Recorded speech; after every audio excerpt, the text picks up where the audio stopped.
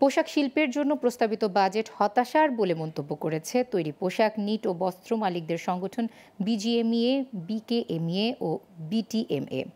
দুপুরে রাজধানীর উত্তরায় বিজিএমইএ ভবনে আয়োজিত যৌথ সংবাদ সম্মেলনে এমন মন্তব্য করেছেন এই তিন সংগঠনের নেতারা।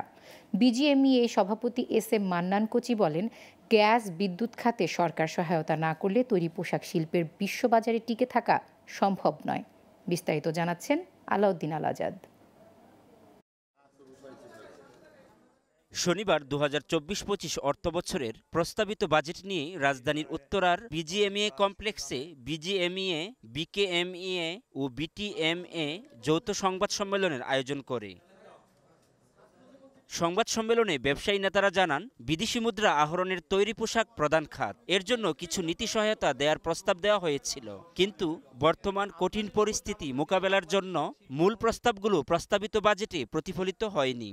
আমদানিদ্রব্য জ্বালানি দিয়ে বাংলাদেশের শিল্প কোনোদিন সাস্টেইন হবে না, কারণ জ্বালানি আমদানিতে আমাদের 8 থেকে 10 বিলিয়ন ডলার প্রয়োজন হয়। প্রায় 80% ইন্ডাস্ট্রি আমাদের এখন আইসিইউতে আসে, তো তাদেরকে যদি প্রপার ট্রিটমেন্ট দিয়ে ওখান থেকে আমরা বের করতে না পারি, তাহলে তারা স্বাভাবিক জীবনে না আসতে পারলে এরা হয়তো এরপরে লাইফ সাপোর্টে চলে যাবে, ওখান থেকে শেষ হয়ে যাবে।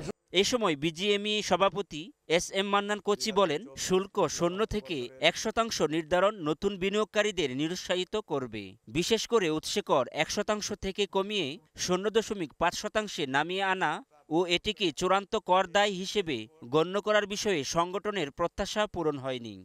আমাদের প্রত্যাশা ছিল বাজেটে পোশাক শিল্পের জন্য সহায়ক কিছু নীতি সহায়তা থাকবে, বিশেষ করে উৎস কর 0.5% এ নামিয়ে আনা এবং এটিকে চূড়ান্ত কর আদায় হিসাবে গণ্য করা বিষয়ে আমাদের গভীর প্রত্যাশা ছিল এবং আছে এখনো। আলাউদ্দিন আল আজাদ, গ্লোবাল টেলিভিশন, ঢাকা।